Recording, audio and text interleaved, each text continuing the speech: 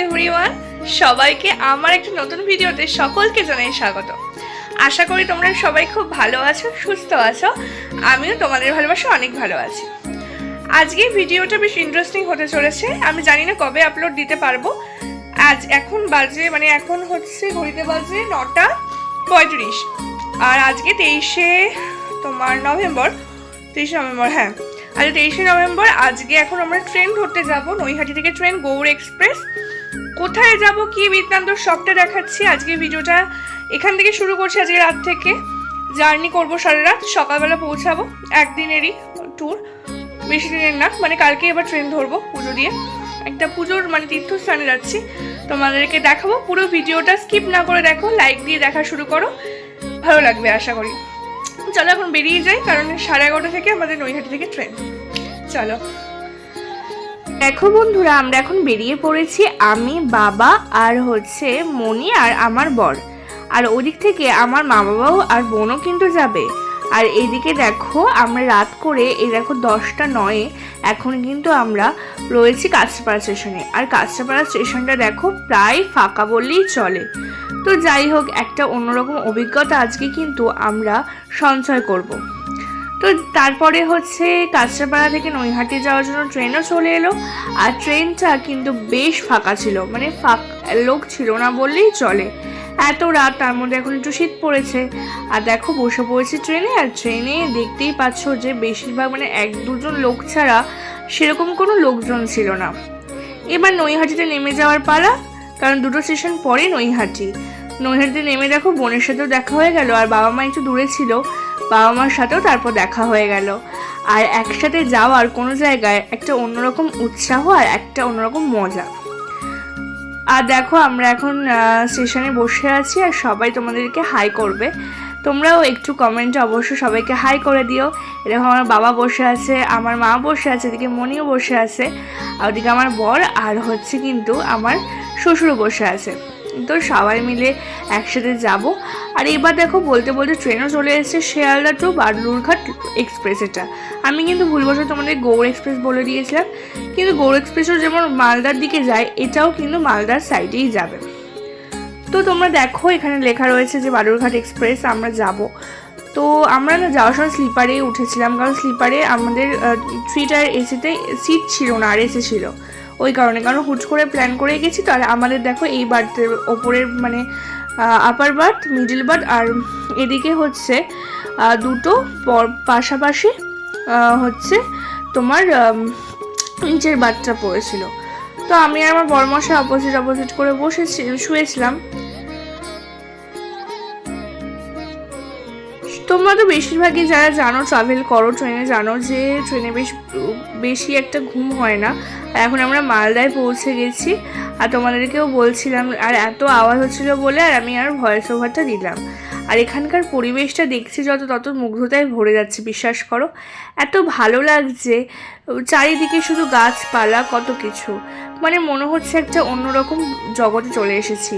আর এইসব জগৎ দেখতে দেখতে দেখো আমরা চাও নিয়ে নিলাম। আর সকালবেলা চা না খেলে না ঠিক ভালো লাগে না, এর জন্য ট্রেনে বেশ একটু আদা দিয়ে চিনি দিয়ে চা করে দিয়েছিল, বেশ ভালো লাগছিল। আর এই প্রকৃতির দৃশ্য উপভোগ করতে করতে চা খাওয়ার মজাটাও আলাদা। এই দেখো আমার বড়মশাই প্রকৃতির দৃশ্য উপভোগ করছে। আর হচ্ছে আমি তো ভিডিও করি বলে সবাই মাঝে মাঝে আমার সাথে একটু খিল্লিও করে, যদি আমি কিছু মনে করি না, কারণ ওরা আমার পরিবারের লোক। তারপরে হচ্ছে তোমাদেরকে দেখাচ্ছিলাম, আমি জানলার পাশেই বসেছিলাম আর ভিডিও করছিলাম। কারণ এবার আমাদের বেশি বলতে গেলে নামার পালা হয়ে গেছে। এর জন্য হচ্ছে দেখো আমার বোনও রেডি হয়েছিল। আর আমরা না কোনো জংশনে নামবো না, আমরা হচ্ছে 2টো স্টেশনের মাঝখানে একটা জায়গায় নামবো। কারণ এই জায়গাটা যেখানে যাব সেখানে এই মেলার কারণে এই জায়গাটা এখন সেখানকার বিধায়ক ওই স্টেশনে নতুন করে ওই জায়গাটা নামাচ্ছিল। যেহেতু ওখানেই তো মেলাটা, আর মেলাটা না খুব বড়, ওই কারণে দেখো এটা কোনো স্টেশন না, আমরা এভাবেই কষ্ট করে নেমেছি। তো আমার নামার ভিডিওটা কেউ করে দেয়নি, ওই কারণে আমি সবারটা করছিলাম। আর আমার মনটা তো বেশ খুশি হয়ে গেল। আর তোমাদেরকে দেখাচ্ছি দেখো পোস্টারটা, যেটা দেখে মনে হলো মায়ের টানে সত্যি মায়ের কাছে চলে এসেছি। মা বল্লাকালী, মানে তোমরা অনেকেই হয়তো চেনো বা চেনো না, কিন্তু এইখানকার ঠাকুর খুবই জাগ্রত, খুবই। আর তোমাদেরকে একটা পুরনো কথা বলি, আমার মানে আমার মায়ের যে প্রথম সন্তান মানে আমার দাদা হয়েছিল, তো কোনো কারণবশত মানে আমার দাদা মারা গেছে, মানে একদিন থেকেই সে মারা গেছে। তো তাকে আমি যেহেতু একদিন থেকে মারা গেছে, ওই কারণে আমি হওয়ার সময় না মা হচ্ছে মানসিক করেছিল, তো তার ফলে আমি হয়েছি। আর এর জন্য আমার বল্লাকালী মায়ের প্রতি একটা অন্যরকমই ভালোবাসা। আর এদিকে দেখো আমার বর আর আমি মানে আমরা এইভাবে আটিশুটি করে বসেছিলাম টোটোতে, কারণ একটা টোটোতেই যেতে হবে। আর এত মানুষ দেখো হেঁটে হেঁটে যাচ্ছে, আর মেলাটা না খুবই বড়, মানে তোমরা নিজে না গেলে বুঝতে পারবে না, কারণ কতটা ভিডিওটাতে আমি এতটাও বোঝাতে পারবো না, কারণ ভিডিওটাতে আমি করেছি সম্পূর্ণ মেলাটা ভিডিও করতে গেলে পুরোটা মানে ভিডিও জুড়েই কিন্তু আমার মেলাটা দেখাতে হতো, এই কারণে পুরো ভিডিওটা আমি মেলাটা জুড়ে দেখাতে পারিনি। তোমাদেরকে যতটা পেরেছি, যতটা সম্ভব আমি তোমাদেরকে দেখানোর চেষ্টা করেছি। এবার দেখো মায়ের মন্দিরের চূড়াটা দেখা যাচ্ছে, বিশ্বাস করো মনটা না মানে এতটা ভরে যাচ্ছে যে এত কষ্ট করে আসাটা মায়ের কাছে সার্থক হয়েছে। ভীষণ ভিড় আর ভীষণ লাইন পড়েছিল, তারপরে সেই লাইনটা টপকে আমরা কিন্তু চলে গেলাম একটু কফি খেতে। তখনও আমরা কিন্তু রুমে যাইনি, কফিটা খেয়ে আমার বাবা তখন গেছিলো একটু রুমের জন্য, কারণ আমরা হচ্ছে থাকবো না, কিন্তু আমাদের বাথরুম করতে ইভেন স্নান করতে আমাদের একটা রুম দরকার। তো দেখো এখান থেকে রুমটা দেখাচ্ছে তোমাদেরকে, রুমটা এখানকার না আমি বলবো রুমটা আমার রুমে ছিলাম ঠিকই, কিন্তু না একটু ব্যবস্থাটা না মানে খুব একটা ভালো না।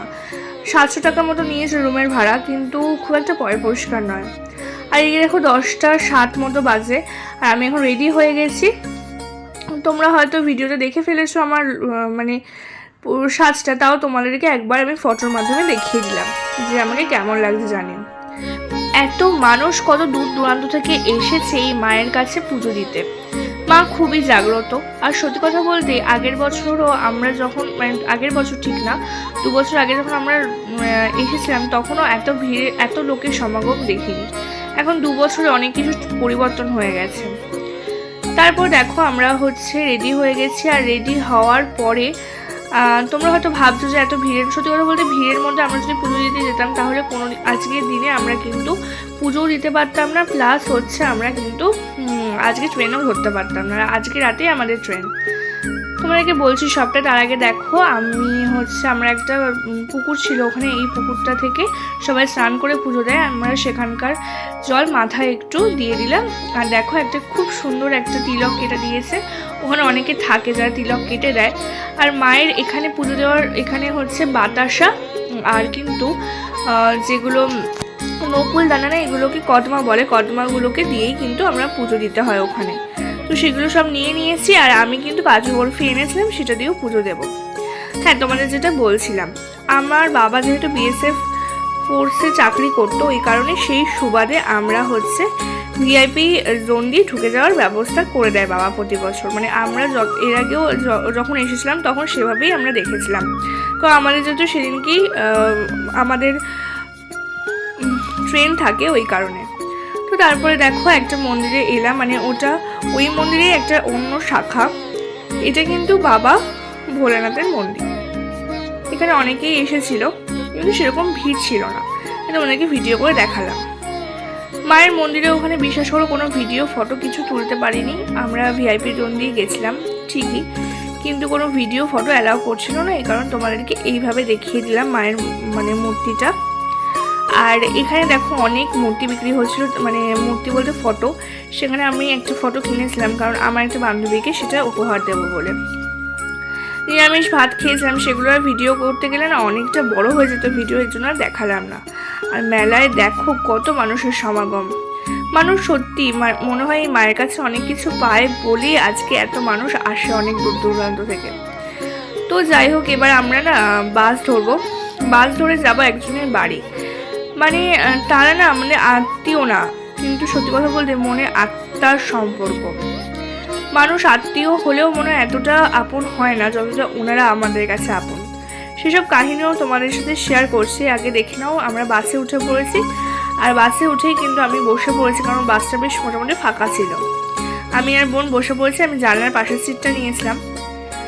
আর এবার দেখো আমরা নেমে যাব, আর সেখানে গিয়ে না আমাদেরকে চা, পাঁপড় আর বিস্কুট দিয়েছিল।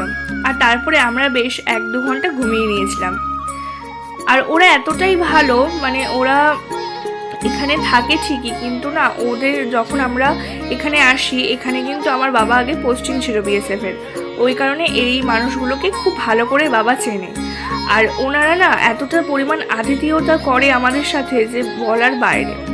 এবছরও তাই, মানে এই বছর আমরা গিয়েও সেটাই ওনাদের থেকে পেয়েছি। তো দেখো ওরাই আমাদের গাড়ি ঠিক করে দিয়েছিল। তো তারপরে আমরা গাড়িতে করে চলে আসছি এখন। এই জায়গাটা যেখানে আমরা গেছিলাম সেটার নাম প্রতিরাম। তোমরা যারা এইদিকে থাকো অবশ্যই কমেন্টে জানিও যে প্রতিরাম থেকে তোমরা জানো হয়তো যে বালুরঘাটের দূরত্ব বেশ অনেকক্ষণের, বেশ মানে 35-40 মিনিট আমাদের গাড়িতে করে যেতে লেগেছিল। আর আমরা আস্তে আস্তে এবার স্টেশনেও ঢুকে গেছি। আমাদের ওই 8টাতে ট্রেন ছিল, 8টা না 7টাতে ট্রেন ছিল। তো ট্রেনটা একটু লেট করেছিল, এই কারণে আমরা প্রথমে স্টেশনে গিয়েই একটু কফি খেয়ে নিলাম, কারণ আমাদের একটু মনটা চাইছিল যে কিছু খাওয়া দাওয়া করি, কিন্তু তখন একটু কফি মানে চা পাইনি, তো ওই কারণে কফি খেয়েছি। আর বাইরে বেরিয়ে না চা কফি যে আমার কতবার সেই 2 দিনের মধ্যে খাওয়া হয়েছে যে তার ধারণার বাইরে। তো যাই হোক, তোমাদের যেটা বলছিলাম, ওনারা এতটাই সুন্দর আতিথেয়তা, মানে কি বলতো, মানুষের অনেকের হয়তো টাকা পয়সা থাকে কিন্তু মন থাকে না, কিন্তু ওনাদের না এতটা সুন্দর মন, কি বলবো। আমরা এর আগেও গেছিলাম তখন কিন্তু ওনারা আমাদের খুব আপ্যায়ন করেছে, আর এবছরও তাই। তো তারপরে ওরা আমাদের জন্য রান্নাও করেছিল, কিন্তু আমরা খাইনি বলে ওরাও সেটা প্যাক করে রাত্রেবেলায় খাওয়ার জন্য পাঠিয়ে দিয়েছে। এবার দেখো তোমাদের সাথে কথা বলতে বলে দেখাচ্ছি ট্রেনটা চলে এসেছে, আর আমরা এবার এসি 3 টায়ার এসি কামরা পেয়েছিলাম আসার সময়, ওই কারণে এসি সিটটা নিয়ে নিয়েছি। আর এদিকে দেখো এবারও কিন্তু আমাদের সেম সিট পড়েছে, ওপরের একটা সিট পড়েছে, মানে আপার পড়েছে, একটা মিডিল পড়েছে, আর একটা লোয়ার পড়েছে, মানে 2টো আপার পড়েছে, একটা মিডিল পড়েছে। আর দেখো ওরা যে রান্নাটা বানিয়ে দিয়েছিল, মানে জেঠিমা বা কাকিমা যাই হোক, তিনি রান্নাটা বানিয়ে দিয়েছিল। দেখো আমরা সব খেতে বসে পড়েছি, রুটি ছিল, সবার জন্য রুটি পাঠিয়েছে, মাটন পাঠিয়েছে, ফুলকপির তরকারি পাঠিয়েছে, পালং শাকও পাঠিয়েছে, যেটা আমি খাই না বলে নিইনি। আর এদিকে দেখো পাঠিয়েছে আবার পায়েস পাঠিয়েছে, আর পায়েসে শুধু পায়েস নয়, তার সাথে আবার 2টো করে মিষ্টি পাঠিয়েছে প্রত্যেকের জন্য। একটা মানুষ খাটতে পারে যে ধারণার বাইরে। যাই হোক, তাদেরকে অনেক অনেক ধন্যবাদ আমার তরফ থেকে।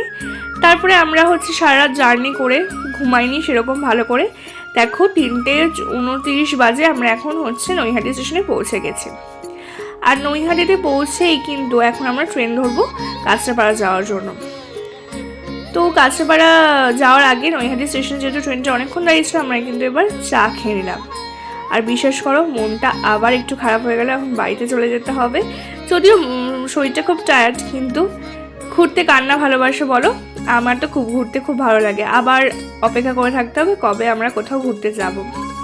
আর এদিকে দেখো ট্রেনে বসে পড়েছে, আর সবাইকে এখন টাটা করে দেওয়ার পালা, কারণ নৈহাটির পরেই হালিশহরে আমার মা, বাবা, বোন নেমে যাবে, আর আমরা নেমে যাবো কাঁচরাপাড়ায়। তো যাই হোক, সবাই আর কি আবার দেখা হবে অন্য কোনো ভিডিওতে।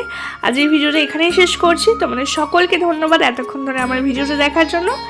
আর পুরো ভিডিওটা দেখার পর অবশ্যই কমেন্টে জানিও কেমন লাগলো। আসি বন্ধুরা, দেখা হবে অন্য কোনো ভিডিওতে।